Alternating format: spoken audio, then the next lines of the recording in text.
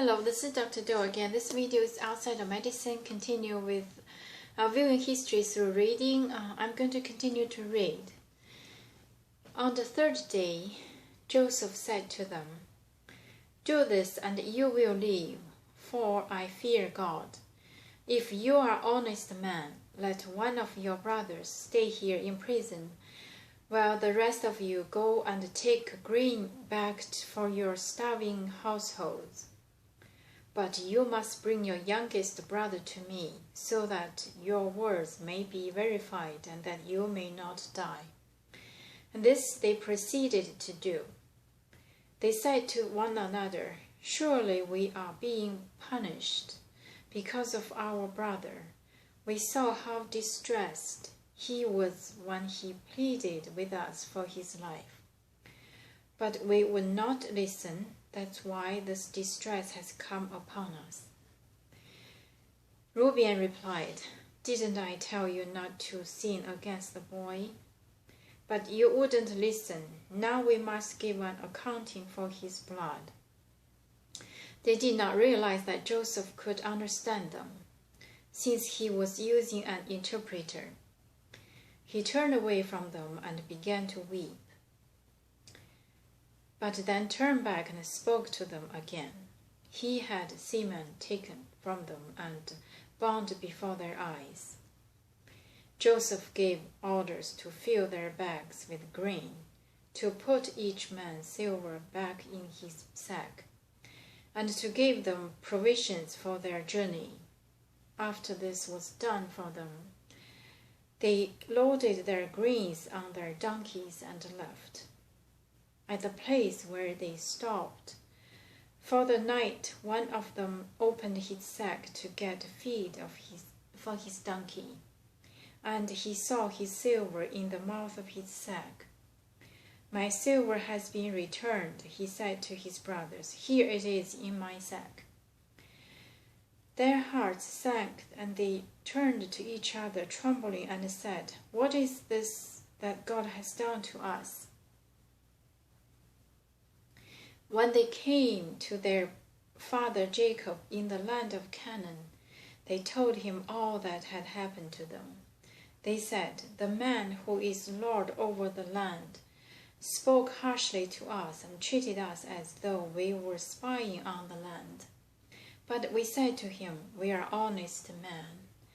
We are not spies.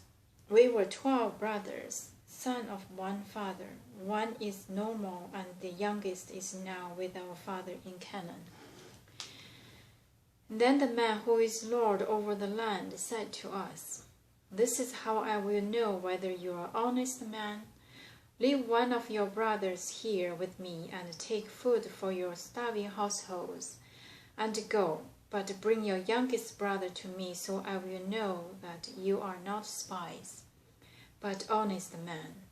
Then I will give your brother back to you, and you can trade in the land.' As they were emptying their sacks, there is in each man's sack was his pouch of silver.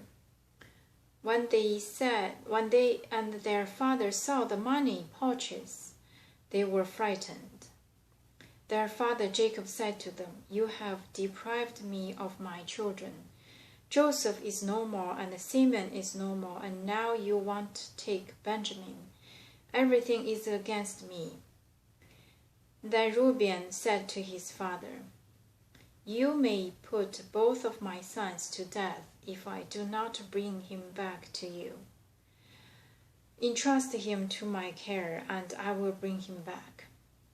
But Jacob said, 'My son will not go down there with you. His brother is dead, and he is the only one left. If harm comes to him on the journey you are taking, you will bring my gray head down to the grave in sorrow.'" The second journey to Egypt. Chapter 43. Now the famine was still severe in the land. So when they had eaten all the grain they had brought from Egypt, their father said to them, "Go back and buy us a little more food." But Judah said to him, The man warned us solemnly, "You will not see my face again unless your brother is with you. If you will send our brother along with us, we will go down and buy food for you. But if you will not send him, we will not go down, because the man said to us, 'You will not see my face again unless your brother is with you.'" Israel asked, "Why did you bring this trouble on me by telling the man you had another brother?" They replied, "The man questioned us closely about ourselves and our family. 'Is your father still living?' He asked us, 'Do you have another brother?' We simply answered this question. How were we to know he would say, 'Bring your brother down here'?" Then Judah said to Israel, his father, "Send the boy along with me, and we will go at once, so that we and you and your children may live and not die. I myself will guarantee his safety. You can hold me personally responsible for him.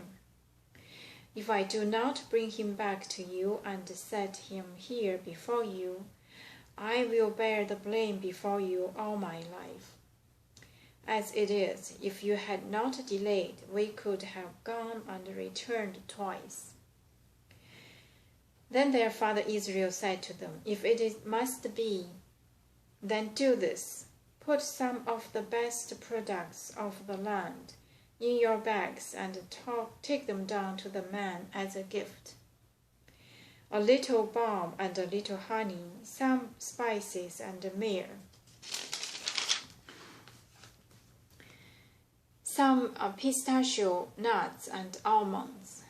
Take double the amount of silver with you, for you must return the silver that was put back into the mouths of your sacks. Perhaps it was a mistake. Take your brother also and go back to the man at once. And may God Almighty grant you mercy before the man, so that he will let your other brother and Benjamin come back with you. As for me, if I am bereaved, I am bereaved." So the man took the gifts and double the amount of silver, and Benjamin also. They hurried down to Egypt and presented themselves to Joseph.